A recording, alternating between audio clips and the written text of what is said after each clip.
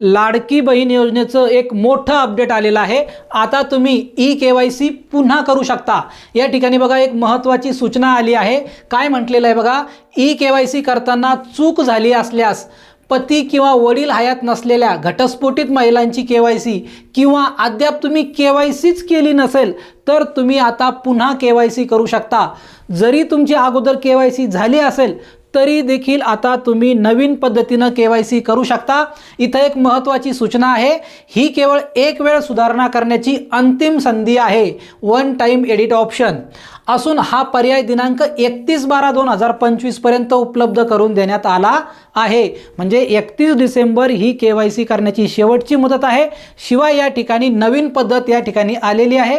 नवीन पद्धतीने केवायसी जर तुम्हाला करायची असेल तर त्यासाठी तुम्ही काय करा, त्यासाठी यूट्यूबला या आणि या ठिकाणी सर्च करा आपलं गाव आपला विकास। हे बघा, आपलं गाव आपला विकास या चॅनलवर तुम्हाला हा व्हिडिओ बघून घ्यायचा आहे। लाडकी बहीण केवायसी पुन्हा करा या पद्धतीने तुम्ही हा व्हिडिओ बघितल्यानंतर त्या ठिकाणी जे काही ऑप्शन आहे योग्य पद्धतीने केवायसी कुठलीही चूक न करता कशा पद्धतीने केवायसी करायची ते या व्हिडिओमध्ये सांगितलेलं आहे।